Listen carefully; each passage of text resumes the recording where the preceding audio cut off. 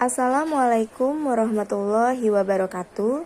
Alhamdulillahilladzi hadana lihada wa ma kunna linahtadiya laulan hadanallah. Laqad ja'at rasulur rabbina bil haqq wa nudzu antilkum mujannah uristumuha bimma kuntum ta'malun.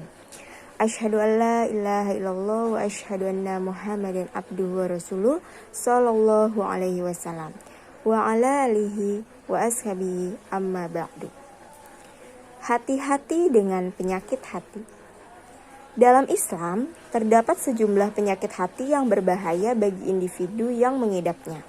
Penyakit hati ini berdampak buruk pada keimanan dan ketakwaan seorang muslim. Bahkan, dapat mengantarkannya pada dosa yang dibenci Allah Subhanahu wa Ta'ala.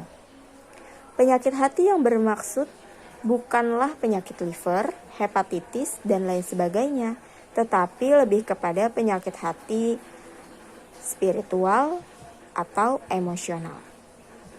Artinya, jika seseorang mengidap penyakit hati, maka keadaan tersebut akan terjewantah pada perilaku atau akhlak tercela individu yang bersangkutan. Dasarnya adalah sabda Nabi Muhammad SAW, "Ketahuilah, di dalam tubuh manusia ada segumpal daging. Apabila segumpal daging itu baik, baiklah tubuh seluruhnya. Dan apabila daging itu rusak, rusaklah tubuh seluruhnya. Ketahuilah olehmu bahwa segumpal daging itu adalah kolbu atau hati." Hadis riwayat Bukhari. Ada beberapa penyakit hati yang rupanya harus kita waspadai. Yang pertama adalah cinta dunia. Penyakit hati dalam berbentuk cinta dunia ini dilakukan dengan menganggap harta benda adalah hal yang segalanya. Wah, bahaya ya. Keadaan ini lahir dari kurangnya iman, sehingga ia menganggap bahwa dunia adalah tujuan akhir dari kehidupan. Karenanya, kesenangan dunia adalah hal yang ia perjuangkan dan akhirat menjadi lalai dan terlupakan. Penyakit cinta dunia ini adalah pangkal kemunduran umat Islam sebagaimana sabda Nabi Muhammad SAW. Akan datang suatu masa, umat lain akan memperebutkan kamu, ibarat orang-orang lapar memperebutkan makanan dalam hidangan. Sahabat bertanya, "Apakah lantaran pada waktu itu jumlah kami hanya sedikit, wahai Rasulullah?" Rasulullah menjawab, "Bukan. Bahkan sesungguhnya jumlah kamu pada waktu itu banyak. Tetapi kualitas kamu ibarat buih yang terapung-apung di atas laut. Dan dalam jiwamu tertanam kelemahan jiwa." Sahabat bertanya, "Apa yang dimaksud dengan kelemahan jiwa ya Rasulullah?" Rasulullah menjawab, "Cinta dunia dan takut mati." Hadis riwayat Abu Daud. Cinta dunia dapat membuat seorang lalai dan menganggap remeh ibadah dan syariat-syariat Islam.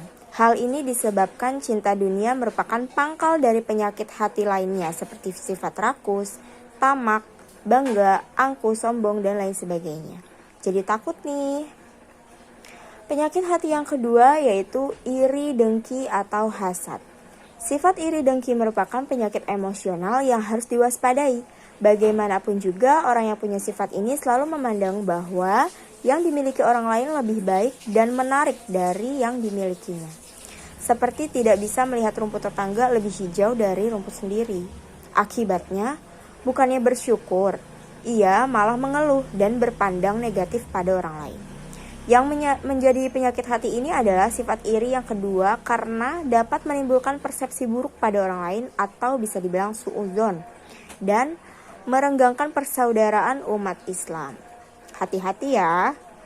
Penyakit hati yang ketiga yaitu adalah sombong dan membanggakan diri. Sombong dan membanggakan diri adalah sifat iblis. Hal ini tergambar dalam Al-Quran surat Al-A'raf ayat 12. Allah berfirman, "Apakah yang menghalangimu sehingga kamu tidak bersujud kepada Adam ketika aku menyuruhmu?" Iblis menjawab, "Aku lebih baik daripada dia. Engkau ciptakan aku dari api, sedangkan dia engkau ciptakan dari tanah." Sifat sombong dan membanggakan diri ini punya konsekuensi buruk, diantaranya adalah membatalkan pahala di sisi Allah. Hal ini disebabkan Allah Subhanahu wa Ta'ala tidak menerima amalan kebajikan kecuali dengan niat ikhlas karenanya. Sifat iri yang keempat, ria atau suka pamer. Penyakit hati yang lain adalah sifat ria atau suka pamer ini. Jika berkaitan dengan amal ibadah, maka sifat ria ini muncul dari maksud memperoleh pujian atau pandangan baik dari orang lain. Pertama, ria dalam niat dilakukan dengan maksud yang tidak ikhlas kepada Allah Subhanahu wa Ta'ala atau karena mengharapkan pandangan positif dari orang lain. Akibatnya, esensi perbuatan atau ibadah yang dilakukan menjadi pincang dan amal perbuatannya ditolak serta malah diganjar dengan dosa. Hal ini berdasarkan kepada sabda Nabi Muhammad SAW, sesungguhnya sahnya segala perbuatan itu tergantung kepada niatnya. Dari keempat sifat penyakit hati tersebut kita petik bahwasannya kita sebagai umat manusia dan umat Islam harus pandai-pandai memawas diri agar tidak mempunyai sifat-sifat buruk tersebut yang akan menjatuhkan kita ke dalam lubang hitam, yaitu dosa besar. Dari banyak kata yang telah terucap dan dari banyak hal yang telah kita simak bersama-sama, semoga apa yang telah saya sampaikan kiranya menjadi bermanfaat bagi kita semua. Amin, amin ya robbal alamin. Untuk penutup kultum saya ini, saya ucapkan terima kasih. Wassalamualaikum warahmatullahi wabarakatuh.